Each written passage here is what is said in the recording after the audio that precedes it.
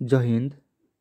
In the earlier video, I have discussed till GDP or gross domestic product. Now in this video, I will try to cover what is gross national product and what is net national product or national income. Now, what is gross domestic product? Gross domestic product is a domestic concept and gross national product is a national concept. Let me elaborate. Gross domestic product বলতে কি ছিল, আমার কোনো একটা domestic concept, মানে কোনো একটা দেশের মধ্যে যে আয়টা হচ্ছে সেটাকে গ্রস ডোমেস্টিক প্রোডাক্ট। যেমন এক্সাম্পল দিলে কি বলা হচ্ছিল, যে একটি দেশের মধ্যে, ধরুন এটা একটি দেশ, তাহলে এই দেশের মধ্যে সমস্ত যা কিছু উৎপাদিত হবে সেটা হচ্ছে আমার গ্রস ডোমেস্টিক প্রোডাক্ট। এইবারে ধরুন এই দেশের কিছু লোকজন বাইরের কোনো দেশে কাজ করে, তাহলে সে কাজ করে কি কিছু পরিমাণ টাকা তার নিজের দেশে পাঠাবে, তাহলে এইখানে আসছে আমার ন্যাশনাল কনসেপ্ট। আগে ছিল কি না, গ্রস ডোমেস্টিক প্রোডাক্টে আমার ডোমেস্টিক কনসেপ্ট, মানে এই দেশের মধ্যে সমস্ত লোকজন, কোনো ওই দেশের লোকজন বা বিদেশের লোকজন যা সমস্ত আয় করছে সেটাকে বলা হচ্ছিল জিডিপি। এবার যখন গ্রস ন্যাশনাল প্রোডাক্টের কনসেপ্টে আসবো, তখন কি হবে না, যদি এই দেশের লোকজন বাইরের কোনো দেশে কাজ করে থাকে এবং তার যে আয়টা এখানে কি করতে হবে, আমার যোগ করতে হবে। আর এই দেশের মধ্যে যদি কোনো বিদেশের লোকজন কাজ করে থাকে, তাহলে তার সেই আয়টা কি করতে হবে, বাদ দিতে হবে। এরপরে পরপর আমি ডেফিনেশনে আসি, তাহলে সেগুলো আরও ক্লিয়ার হয়ে যাবে। যেমন কি বলা হচ্ছে, গ্রস ন্যাশনাল প্রোডাক্টটা কি বলা হচ্ছে, যে it is the market value of final goods and services produced in a year by the resident of a country within the domestic territory as well abroad. তাহলে এখানে আমার কি বলা হচ্ছে, যে all final goods and services কী করা হচ্ছে, প্রডিউস হচ্ছে না কান্ট্রি রেজিডেন্ট, তার বাসিন্দার দ্বারা, কোথায় না, তার ডোমেস্টিক টেরিটরি, তার নিজের দেশের মধ্যে, অ্যাজ ওয়েল অ্যাজ অ্যাব্রড, বিদেশে।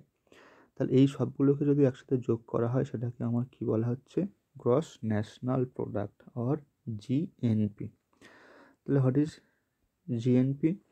জিএনপি মিনস, এর সাথে তাহলে আমার কী করতে হবে, গ্রস ডোমেস্টিক প্রোডাক্টটা যোগ করতে হবে, তার সাথে এনএফআইএ।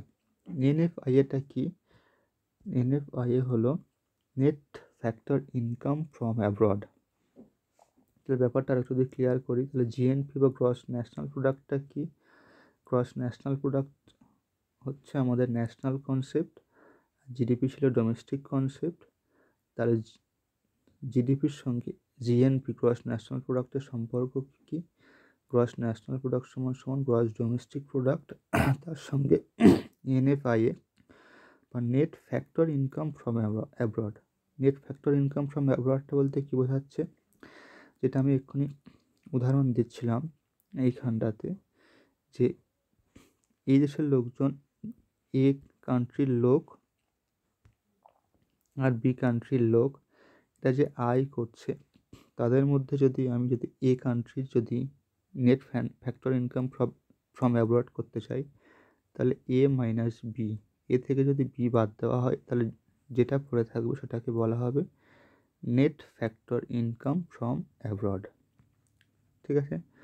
তাহলে আমার জিএনপি সমান সমান, তাহলে আমরা কী পেলাম, C plus G plus of I minus of X minus M plus of NFIA. Clear হলো? তাহলে আমার জিএনপি বলতে কী বোঝাচ্ছে, জিএনপি বলতে বোঝাচ্ছে C plus I plus G plus of X minus M plus of NFIA. এইটা কী ছিল, এই জিনিসটা হচ্ছে আমার জিডিপি ছিল, তার সঙ্গে একটা কী জিনিস যোগ হচ্ছে, NFIA, net factor income from abroad. এটা যদি করা হয় তাহলে আমরা কী পাবো, গ্রস ন্যাশনাল ইনকাম পাবো। এরপরে যেটা কনসেপ্টটা আসছে সেটা হচ্ছে আমার net national product at market price. তাহলে আমরা এতক্ষণ অবধি কী পেয়েছি? Gross national product.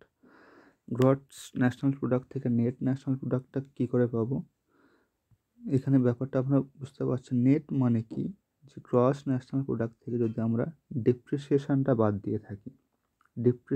ডেপ্রিসিয়েশনটা কি না, ধরুন কোনো একটা ইন্ডাস্ট্রিতে কিছু পরিমাণ জিনিস তৈরি করতে গিয়ে কিছু মেশিনারি পার্টস খারাপ হয়ে গেল, তাহলে এই যে খারাপ হয়ে গেল সেটাকে কী করতে হবে? রিপ্লেস করতে হবে। তার জন্য একটা এক্সট্রা খরচা, সেটাকে কী বলা হয় না? ডেপ্রিসিয়েশন। ঠিক আছে? আর তার সাথে কী করতে হবে? ইনডাইরেক্ট ট্যাক্সটাকে বাদ দিতে হবে। কেন ইনডাইরেক্ট ট্যাক্সটাকে বাদ দিতে হবে? এখানে আইটি মিনস ইনডাইরেক্ট ট্যাক্স। কেন বাদ দিতে হবে? কারণ গ্রস ন্যাশনাল প্রোডাক্ট হিসাব করার সময় তার সঙ্গে আমার কী করা হচ্ছিলো? একটা ইনডাইরেক্ট ট্যাক্স যোগ থাকছিল।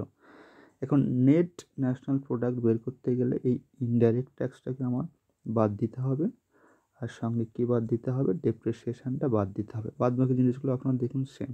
এখানে এই অবধি কী আছে? C plus I plus G minus of X minus M plus of N F I, এইটা সমান সমান কী ছিল? এটা সমান সমান ছিল আমার G N P, gross national product. ঠিক আছে বন্ধু? তাহলে এর পরে যেটা আসছে আমার কি? তাহলে নেট ন্যাশনাল প্রোডাক্টটা ক্লিয়ার হলো। এরপরে যেটা আসছে আমার ন্যাশনাল ইনকাম। তাহলে নেট ন্যাশনাল ইনকামটা যদি আমরা ফ্যাক্টর কস্টে বের করে থাকি, নেট ন্যাশনাল প্রোডাক্টটা বা নেট ন্যাশনাল প্রোডাক্টকে যদি আমরা ফ্যাক্টর কস্টে বের করি, সেটাকে কী বলা হয়ে থাকে? সেটাকে বলা হয় ন্যাশনাল ইনকাম। ফ্যাক্টর কস্টটা কি? ফ্যাক্টর কস্টটা বলতে বলা হচ্ছে যে কোনো জিনিস যখন তৈরি করা হয় তখন তখন সেই সময় তার উপরে যদি ইনডাইরেক্ট ট্যাক্স যদি না চাপানো হয় আর সাবসিডিটাকে যোগ করা হয়। যেমন ধরুন এখানে এই ন্যাশনাল ইনকাম, এই পুরো জিনিসটা খেয়াল করুন আপনারা। এই পুরো জিনিসটা হচ্ছে আমার কী ছিল? Net national product. ভালো করে খেয়াল করুন। C plus G plus I plus of X minus of M plus of N F I M minus depreciation minus of indirect tax. এটা কী ছিল? এই পুরোটা হচ্ছে আমার নেট ন্যাশনাল প্রোডাক্ট ছিল। তার সঙ্গে শুধুমাত্র কী যোগ করা হয়েছে? সাবসিডিস পোর্শনটুকু। সাবসিডিস পোর্শনটুকু কেন যোগ করা হচ্ছে? কারণ কোনো একটা জিনিস তৈরি করতে গেলে কিছু কিছু ক্ষেত্রে আমার গভর্নমেন্ট কিছু পরিমাণ সাবসিডি দিয়ে থাকে। তাহলে ন্যাশনাল ইনকাম বের করতে গেলে সেই সাবসিডি পোর্শনটুকুকেও যোগ করতে হবে, তাহলে আমরা ন্যাশনাল ইনকামটা পাবো। তাহলে ক্লিয়ার হলো বন্ধুরা? তাহলে আমি এতক্ষণ কী বললাম? GDP, gross domestic product. Gross domestic product থেকে নেট ডোমেস্টিক প্রোডাক্ট বের করতে গেলে কী করতে হবে? ডেপ্রিসিয়েশনটা বাদ দিতে হবে। তারপরে আমরা কী পেলাম? গ্রস ন্যাশনাল প্রোডাক্ট পেলাম। ঠিক আছে? গ্রস ন্যাশনাল প্রোডাক্টটা কী করে পেলাম? এটাকে জিডিপি থেকে যদি জিডিপির সঙ্গে যদি এনএফআই অর্থাৎ net factor income from abroad যোগ করি, তাহলে কী পাচ্ছি আমরা? তাহলে পাচ্ছি আমার জিএনপি, গ্রস ন্যাশনাল ইনকাম পাচ্ছি। এবার গ্রস ন্যাশনাল নেট ন্যাশনাল প্রোডাক্টটা কী করে পাচ্ছি? গ্রস ন্যাশনাল প্রোডাক্টের সঙ্গে যদি আমরা ডেপ্রিসিয়েশনটা বাদ দিই আর ইনডাইরেক্ট ট্যাক্স বাদ দিই, তাহলে আমরা নেট ন্যাশনাল প্রোডাক্ট পাচ্ছি। এবার ন্যাশনাল ইনকামটা কী করে পাচ্ছি?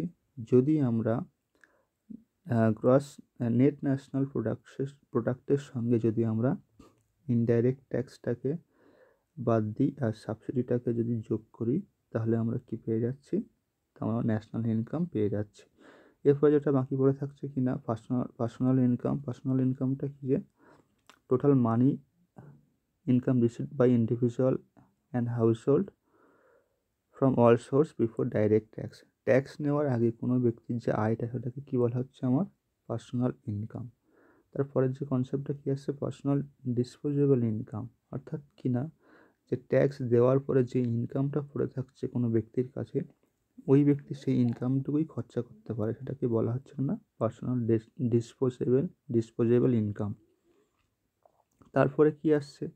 তারপরে যেটা আসছে আমার পার ক্যাপিটা ইনকাম। পার ক্যাপিটা ইনকামটা কি? মানে কোনো একটা দেশের প্রত্যেকটা ব্যক্তির আয়, সেটাকে কী বলা হচ্ছে? পার ক্যাপিটা ইনকাম। এটাকে কী করে বের করা হয়? যে কোনো একটা দেশের টোটাল ন্যাশনাল ইনকামটাকে যোগ করা হয়, তার সঙ্গে টোটাল যে পপুলেশন দিয়ে যদি ভাগ করা হয়, তাহলে যে ইনকামটা পড়ে থাকে সেটাকে কী বলা হয়ে থাকে? আমার পার ক্যাপিটা ইনকাম।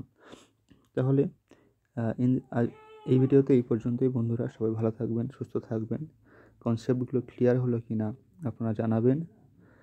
আপনারা যদি সাথে থাকেন তাহলে ভিডিও করতে আরও আগ্রহী হব। সবাই ভালো থাকবেন। জয় হিন্দ।